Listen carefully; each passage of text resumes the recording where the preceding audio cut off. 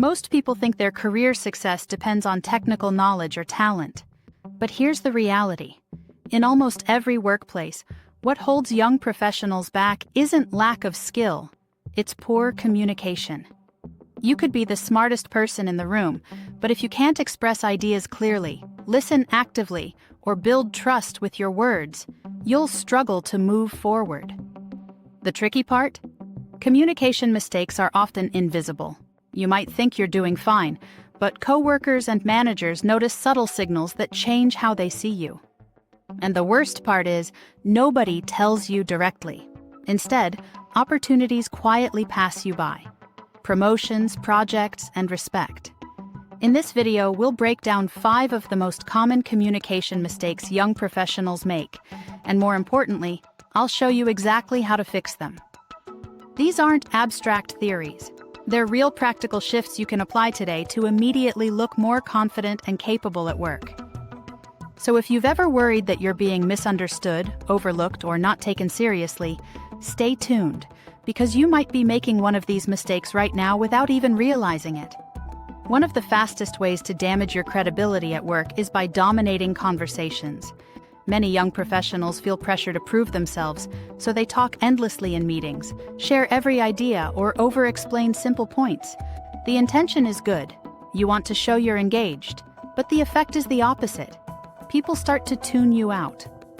Here's the truth. The most respected people in the workplace aren't the ones who talk the most. They're the ones who listen the best. When you actively listen, you make coworkers feel heard, you catch important details others miss, and you respond in ways that actually move discussions forward. Think about this. How many times have you sat in a meeting where someone rambles for 10 minutes, and then the quiet person summarizes everything in one clear sentence? Who looks smarter? The quiet one, because their words carry weight. So, how do you fix this mistake? Pause before you speak. Ask yourself, does this add value, or am I just filling space? Use the 70-30 rule. Aim to listen 70% of the time and speak 30%. Show active listening, nodding, asking clarifying questions, or paraphrasing what someone just said makes you stand out as a thoughtful teammate. Mastering listening doesn't make you invisible. It makes your contributions more impactful. And when you do speak, people actually lean in, because they know you choose your words carefully. Another communication trap young professionals fall into is getting the tone wrong. On one end of the spectrum, some people write emails like they're sending a legal document. Stiff, overly polite, and full of jargon. On the other end, some treat workplace chats like texting their best friend. Casual slang, emojis everywhere, no sense of professionalism. Both extremes can hurt you. If you're too formal, you risk sounding cold or disconnected. Coworkers may hesitate to approach you because you seem unrelatable. If you're too casual, you might not be taken seriously, especially by managers who expect professionalism. The key is to match the culture of your workplace. Every company has an unspoken tone. For example, a tech startup might encourage casual Slack messages, while a law firm expects polished professional communication at all times. Here's how to fix it. Pay attention to how others communicate. If your manager signs off with best regards, maybe avoid ending with cheers. If teammates keep messages short, you don't need long paragraphs. Mirror tone, but don't mimic. Adapt while still sounding like yourself. Differentiate by channel. Casual in Slack. Clear and concise in email, professional but warm in meetings. Think of communication tone like dressing for work. You wouldn't show up in pajamas to an interview, and you wouldn't wear a 3-piece suit to a casual Friday. Your words should dress for the occasion, too. Finding the right balance signals maturity, emotional intelligence, and awareness of workplace culture. Traits that managers quietly notice when deciding who to promote. Many young professionals hold back from asking questions because they're afraid of looking inexperienced. They worry a manager might think, "Shouldn't you already know this?" So they stay quiet, nod along, and hope to figure it out later. But here's the problem. Silence can easily be mistaken for understanding. When you don't ask, You risk making avoidable mistakes, and that costs far more credibility than asking a basic question ever would. The truth is, great communicators aren't the ones who always have the answers. They're the ones who know how to ask the right questions. Smart questions show curiosity, engagement, and a genuine desire to do the job well. Managers would rather explain something once than fix repeated errors later. So, how can you ask questions without sounding clueless?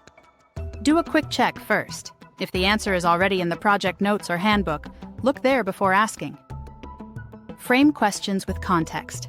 Instead of, "What's this?" try, "I noticed this step in the process. Am I correct in understanding it works like this?" This shows you've thought it through. Ask open-ended questions. They spark discussion and insight, rather than yes/no responses. Here's a secret. Asking questions actually builds trust. It signals that you're confident enough to admit what you don't know and invested enough to get it right. That's a sign of maturity, not weakness. So next time you're tempted to stay silent, remember, the quiet one isn't always seen as competent. Sometimes they're just seen as disengaged. Asking thoughtful questions flips that perception instantly. Most young professionals hate conflict. When tension comes up, maybe a coworker drops the ball on a project, or a manager gives unclear instructions, the instinct is to stay quiet and hope it sorts itself out. But here's the danger. Avoiding difficult conversations doesn't make problems disappear. It usually makes them worse. Misunderstandings grow, resentment builds, and small issues turn into big ones. Workplaces actually respect people who can handle tough conversations calmly. It shows leadership potential and emotional maturity. If you can bring up a problem without exploding, blaming, or shutting down, people start to see you as someone they can rely on. So how do you approach these conversations without making them awkward or confrontational? Use simple frameworks. The I statement. Instead of, "You never explain things," say, "I felt confused about the instructions and wanted to clarify." Focus on facts, not feelings. Point to what happened, not just how you felt about it. Suggest solutions. Don't just highlight a problem. Bring ideas for fixing it. Example, if a teammate keeps missing deadlines, you could say, "I noticed the last 2 reports came in late, which made it hard for me to finish my part. Can we figure out a way to coordinate better?" Notice how that's clear, respectful, and solution-focused. You're not attacking the person, you're addressing the behavior and working toward a fix. When you stop avoiding these conversations, 2 things happen. Issues get resolved faster, and your reputation as a capable professional grows. The people who advance in their careers aren't the ones who avoid conflict. They're the ones who handle it with confidence and tact. You can say all the right words, but if your body language sends the wrong signal, people won't believe you. That's the power of nonverbal communication. Studies show that more than half of what we say comes not from words, but from tone, posture, and facial expressions. And this is where many young professionals slip up. Common mistakes?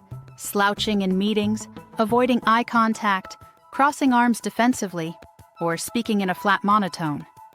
None of these mean you're unprofessional, but that's how they're often interpreted. A slouched posture can look disengaged, no eye contact can seem untrustworthy, and a monotone voice can come across as bored or insecure. The fix isn't about faking confidence, it's about making small, natural adjustments. Posture. Sit upright, shoulders relaxed. It instantly makes you look more alert. Eye contact. Aim for 60 to 70% during conversations, enough to show attention, not so much that it feels like a stare down. Gestures. Use your hands to emphasize points, but keep them controlled. Tone and pace. Speak slightly slower and with varied tone. It signals clarity and confidence. You don't have to transform overnight. Even picking one area, like practicing eye contact in your next meeting, can change how colleagues perceive you. Here's the real benefit. When your nonverbal signals align with your words, your message becomes more powerful. You're seen as confident, trustworthy, and professional, all without saying anything extra. Remember, in the workplace, People aren't just listening to what you say, they're watching how you say it. So, let's quickly recap the 5 communication mistakes that hold young professionals back. 1. Talking too much and not listening enough. 2. Getting the tone wrong, too formal or too casual. 3. Holding back questions instead of asking them. 4.